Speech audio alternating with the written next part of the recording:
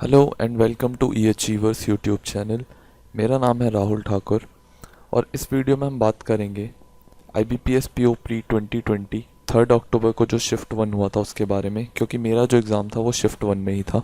और इस वीडियो में हम बात करेंगे कि शिफ्ट 1 कैसा आया था, क्या सेफ अटेम्प्ट थे शिफ्ट 1 में मेरे अकॉर्डिंग, और एग्ज़ाम के डिफ़िकल्टी लेवल के बारे में भी बात करेंगे। ओके, और कुछ क्वेश्चंस भी डिस्कस करेंगे और मैं आगे वाली वीडियोस में आपके लिए कुछ मेमोरी बेस्ड क्वेश्चंस भी लेके आऊँगा। हाँ, थोड़ा रिव्यू में थोड़ा नहीं बहुत लेट हो गया, बट कुछ प्रॉब्लम थी, इस वजह से ये वीडियो नहीं आ पाई थी। ओके, और लास्ट में इस वीडियो के मैं आपको अपने अटेम्प्ट्स भी बताऊँगा। सबसे पहले तो एक चीज़ कहना चाहूँगा कि मीन्स बहुत सारे चैनल पे ये बोल रहे हैं कि 75 प्लस ईज़िली अटैम्प्ट्स हो रहे हैं, तो मुझे नहीं लगता कि 75 प्लस जो थे वो ईज़िली अटैम्प्ट हो रहे हैं सबके। हाँ, किसी पर्सन के हो रहे हैं, बहुतों के नहीं हो रहे हैं। इतने सेफ अटैम्प्ट्स नहीं थे, इतने ईज़िली कोई अटैम्प्ट नहीं कर सकते थे सब स्टूडेंट्स। ओके, तो मुझे ये रिव्यू सही नहीं लगा कि 75 प्लस ईजी अटैम्प्ट्स है। ठीक है, हाँ डूएबल थे, 75 प्लस कर सकते थे, बट ऐसा नहीं है कि सभी कर सकते थे। एग्ज़ाम जो था वो लेंदी था और थोड़ा मॉडरेट लेवल का भी था। तो चलिए बात करते हैं शिफ्ट 1 की। हम बाकी शिफ्ट के बारे में मेरे को नहीं पता है, शिफ्ट 1 के बारे में मैं बात करूँगा। ओके, तो सबसे पहले बात करते हैं इंग्लिश की। तो इंग्लिश में आए थे जो सबसे पहले मैंने 4 क्वेश्चंस दिखे थे मेरे को, वो दिखे थे वर्ड रीअरेंजमेंट के। उसमें क्या था कि एक सेंटेंस में आपको 3 वर्ड्स गिवन थे ABC करके, और आपको उन्हें अरेंज करना था जिससे कि सेंटेंस मीनिंगफुल बन जाए। ओके, तो ये 4 क्वेश्चन आए थे। फिर इसके बाद फ्रेज इम्प्रूवमेंट आए थे, ये 5 क्वेश्चंस आए थे, जिसमें कि आपको एक फ्रेज गिवन था सेंटेंस में और आपको इसके बदले एक करेक्ट फ्रेज चूज़ करना था 5 ऑप्शंस में से। तो ये 5 क्वेश्चंस आए थे। इसके बाद आया था रीअरेंजमेंट, और रीअरेंजमेंट के भी 5 क्वेश्चंस आए थे। ये भी इजी थे, बस एक दो थे जो समझ नहीं आते। अगर आपको कुछ ऐसा होता है कि प्रॉब्लम हो जाता है तो आप ऑप्शन में से देख के कर सकते हो। जैसे कि अगर सपोज करो ऑप्शन में गिवन है CDEBF, ठीक है, और आपने कहीं पे देखा कि E और B लिंक हो रहे हैं और इसमें भी E और B आ रहा है और कहीं पे भी E और B नहीं आ रहा है किसी दूसरे ऑप्शन में, तो आप इसे ऑप्शन के वाइज ऑप्शन के थ्रू भी कर सकते हो। फिर आपने देखा E और B इसमें आ रहा है तो आप एक बार स्टार्टिंग से चेक कर लो, C को फर्स्ट ले लो, D को सेकंड, E को थर्ड, ये फोर्थ, ये फिफ्थ, ऐसे चेक करके देख लो कि क्या आपका रीअरेंजमेंट, अगर आप ऐसे रीअरेंज करते हो तो क्या आपका सही सेंटेंस बन जाता है, और बन जाता है तो आप इसे टिक करके आगे बढ़ सकते हो। ओके, मीन्स अगर कुछ लेंदी होते हैं जिनमें आपको कभी कभी समझ नहीं आ पाता है तो उसमें आप ऐसा कर सकते हो। ओके, तो ये 5 क्वेश्चन से इजी थे, बस एक ही दो थे जो थोड़ा जिसमें आपको हल्का सा ज़्यादा टाइम लग सकता था। ओके, तो ये भी इजी थे। इसके बाद फिलर्स आए थे, फिलर्स 5 थे और ये भी इजी ही थे, कुछ ज़्यादा टफ नहीं थे, ठीक थे। इसमें एक दो आप बोल सकते हो कि थोड़े से जिसमें कि आपको ऑप्शंस के थ्रू करना पड़ता, ऑप्शंस में आपको डाउट लगते, तो एक ही दो ऐसे थे, ठीक है, बाकी इजी थे। इसके बाद जो मेरे को दिखे थे एरर्स दिखे थे, तो एरर्स 3 दिखे थे, जो कि आप शायद 3 या 4 थे एरर्स, मेरे को ध्यान नहीं है क्योंकि मैंने इन्हें छोड़ के आगे बढ़ गया था। क्योंकि एरर्स में आपको 3 सेंटेंस गिवन थे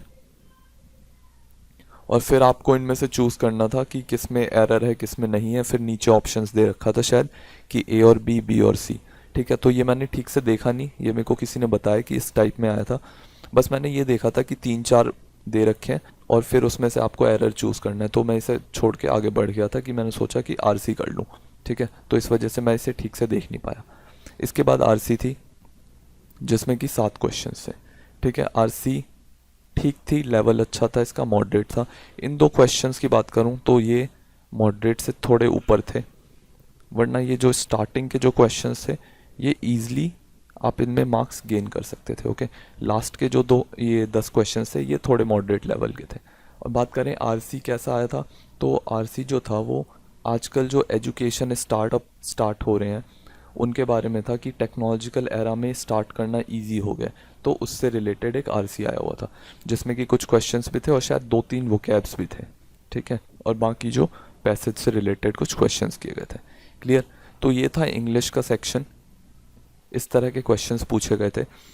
तो इंग्लिश में जो मैंने अटेम्प्ट किए थे वो किए थे मैंने 24, और इंग्लिश में हम उतनी एक्यूरेसी कह नहीं सकते कि हमारी उतनी एक्यूरेसी है कि नहीं है, मींस कुछ ना कुछ मिस्टेक्स हो ही जाती हैं, तो इंग्लिश में मैं अपनी एक्यूरेसी आपको प्रेडिक्ट नहीं कर सकता हूँ, ठीक है। तो इंग्लिश में मेरे अटेम्प्ट हुए थे 24। इसके बाद देखते हैं मैथ्स सेक्शन आया था, मैथ्स के बारे में देखते हैं। मैथ्स में जो सबसे पहले मेरे को दिखा था वो था एक डीआई थी, टेबुलर बेस्ड डीआई, जिसमें कि जू ए और जू बी के बारे में गिवन था, जिसमें कि एलिफेंट्स दे रखे थे और कुछ डेटा गिवन था, शायद ईयर वाइज डेटा गिवन था एलिफेंट्स का। तो उसके बेसिस पे आपसे क्वेश्चन पूछे गए थे परसेंटेज से रिलेटेड और रेशियो से रिलेटेड। ओके, परसेंटेज और रेशियो और एवरेज से ही रिलेटेड क्वेश्चन थे, कोई ज़्यादा टफ क्वेश्चंस नहीं थे, इजी क्वेश्चंस थे। ओके, इसके बाद जो एक डीआई आई थी वो डीआई थोड़ी कैलकुलेटिव भी थी, और मैं सही बताऊं तो मेरे को समझ में भी नहीं आई, क्योंकि पता नहीं क्या हुआ, एक तो उनके क्वेश्चंस थोड़े लेंदी थे, मैं सही से उन्हें इंटरप्रेट कर ही नहीं पाया। ओके, और उसमें मेरे मींस 2 मिनट शायद वेस्ट भी हो गए, 2-3 क्वेश्चंस भी देखे, बट क्वेश्चंस भी थोड़े लेंदी थे, तो उस वजह से मैं समझ नहीं पाया था इस क्वेश्चन को, तो ये क्वेश्चन मैंने छोड़ दिया था। इसमें क्वेश्चन क्या था कि शायद 2 मशीनरी गिवन थी, 2 मशीन गिवन थी, और इसका हमें आउटपुट और एफिशिएंसी गिवन था। ठीक है, और इन्हीं के बेसिस पे कुछ क्वेश्चंस पूछे गए थे। ठीक है, तो ये क्वेश्चन मैंने नहीं किया था। फिर इसके आगे एक और डीआई गिवन थी, केसलेट डीआई थी, 3 क्वेश्चन थे इसमें, इसमें 5 क्वेश्चन थे, इसमें 5 क्वेश्चन थे, और इसमें 3 क्वेश्चन थे। ओके, और ये वाली डीआई भी नहीं हो पाई थी, में से मीन्स पिछले वाले डीआई का जो प्रेशर एक बिल्डअप हो गया था वो इस डीआई में भी, मैं समझ ही नहीं पाया था उस डीआई को भी, तो इसमें भी मेरे कुछ टाइम, इसमें भी कुछ टाइम वेस्ट हो गया था। ओके, ये केसलेट डीआई भी नहीं हो पाई थी मेरी। इसके बाद जो क्वेश्चन था, इसके बाद शायद 5 या 6 अप्रॉक्सीमेशन के क्वेश्चन थे। ओके, और ये थोड़े कैलकुलेटिव थे बट हो गए थे। ठीक है, 5 से 6 क्वेश्चन थे अप्रॉक्सीमेशन के। इसके बाद क्वाड्रेटिक था, क्वाड्रेटिक में शायद 3 या 4 क्वेश्चन आए थे, 3 आए थे शायद। ठीक है, 3 या 4 थे, और इसके बाद नंबर सीरीज वगैरह तो कुछ थी नहीं, तो फिर बस एक ऑप्शन रह गया था मेरे पास, अर्थमेटिक करना। बाकी जो क्वेश्चंस थे वो अर्थमेटिक के थे। अर्थमेटिक में शायद 12 to 13 क्वेश्चंस थे कुछ, और जिनमें से कि मैंने 5-6 क्वेश्चंस किए थे सिर्फ, तो इसमें मैंने 5-6 क्वेश्चंस किए थे अर्थमेटिक में। 1-2 क्वेश्चन मैं आपको बता देता हूँ, जैसे मेरे को टाइम एंड वर्क का क्वेश्चन याद है, उसमें क्या था कि ए और बी की एफिशिएंसी गिवन थी, बी और सी की एफिशिएंसी गिवन थी, सी और ए की एफिशिएंसी गिवन थी। ओके, और हमसे पूछा था कि ए बी सी अगर मिल के काम करते हैं तो कितने दिन में काम खत्म कर देंगे। ओके, तो ये सिंपल क्वेश्चन था, ये हो जाता। तो दूसरे क्वेश्चन की बात करूँ जो मुझे याद है, तो एक क्वेश्चन था कि एक पर्सन का जो बिल्स पे एक्सपेंडिचर होता है वो होता है 25% ऑफ हर सैलरी। ठीक है, ये बिल्स हो गए। ठीक है, इसके बाद रेंट का था, रेंट था जो रिमेनिंग है उसका 10% यानी कि 7.5%, और एफडी जो है, एफडी पे वो 20% इन्वेस्ट करती है रिमेनिंग का।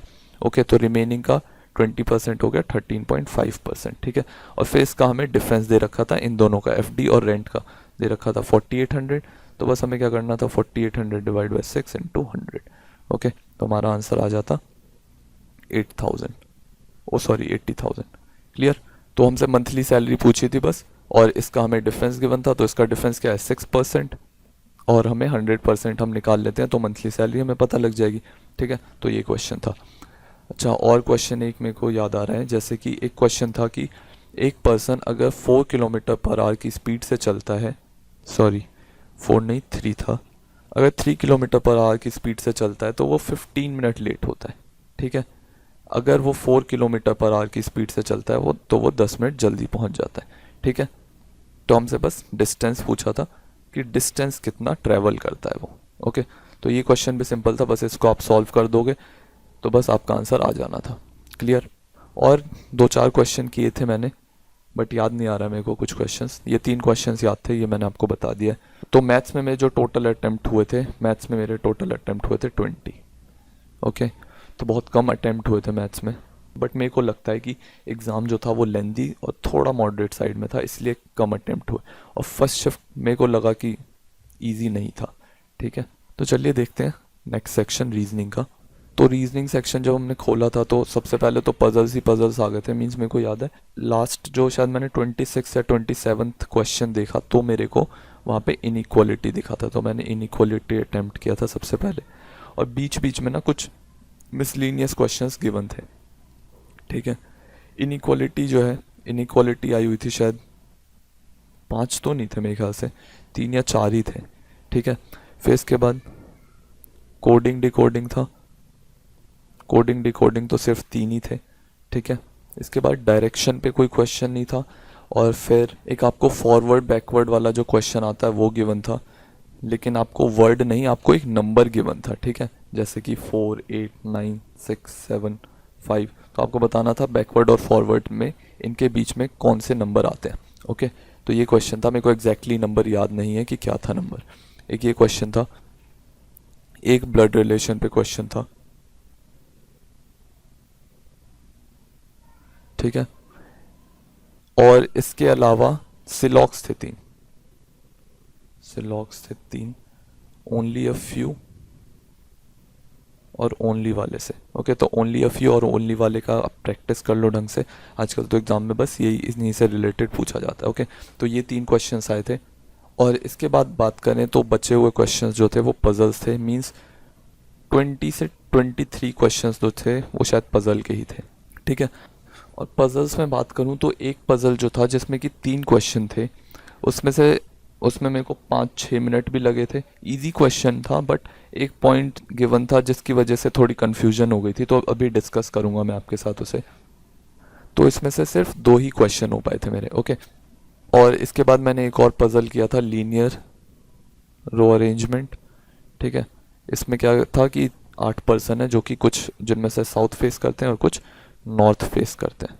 ओके, तो एक ये क्वेश्चन किया था, और एक 2 क्वेश्चन और थे जो कि मेरे को याद नहीं है और मैंने वो सॉल्व भी नहीं किए थे, ठीक है।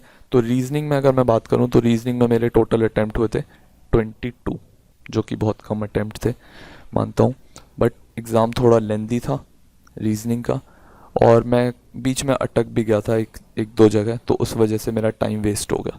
तो बात करूं कि मेरे टोटल अटेम्प्ट्स कितने थे, तो मेरे टोटल अटेम्प्ट इंग्लिश में हो गए 24, मैथ्स में थे 20 और रीजनिंग में 22, यानी कि टोटल अटेम्प्ट्स हो गए मेरे 66। ओके, तो अगर मैं गुड अटेम्प्ट्स की बात करूं तो आई थिंक 65 प्लस जो थे वो सही अटेम्प्ट्स थे इस एग्ज़ाम में।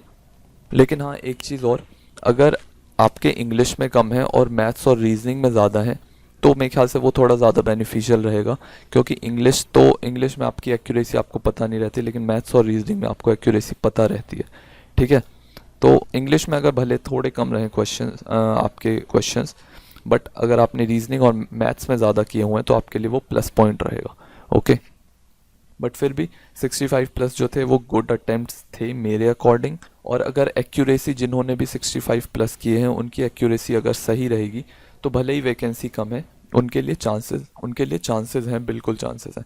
मैंने लास्ट वीडियो में बोला था कि 70 प्लस अटेम्प्ट्स करने चाहिए हमें आने वाले एग्जाम में, बट मुझे लगा था कि एग्जाम का लेवल सेम रहेगा जो और टाइम आता है, बट ये जो शिफ्ट 1 का था एग्ज़ाम वो मुझे नहीं लगता कि इजी था, लेंदी था, थोड़ा मॉडरेट साइड में था। ओके, तो इसलिए मैं कह रहा हूँ कि 65 प्लस अटेम्प्ट्स जो हैं वो गुड अटेम्प्ट्स थे। ओके, तो बस आगे आने वाले शिफ्ट में जिनका भी एग्ज़ाम है उनके लिए बस यही बोलूँगा, एक्यूरेसी पे ध्यान दो और प्रैक्टिस करो थोड़ी, और पजल्स वगैरह की प्रैक्टिस करो ताकि कहीं पे आप बीच में अटको ना, ठीक है। तो चलिए मैं आपके लिए कुछ मेमोरी बेस्ड पजल्स भी लेके आऊँगा आज, तो उनकी प्रैक्टिस कीजिए, और जिनका भी आने वाले शिफ्ट में एग्ज़ाम है उनको ऑल द बेस्ट। तो अगर आपको ये वीडियो अच्छा लगा हो तो इस वीडियो को लाइक कीजिए, चैनल को सब्सक्राइब कीजिए और इस वीडियो को अपने दोस्तों के साथ शेयर कीजिए।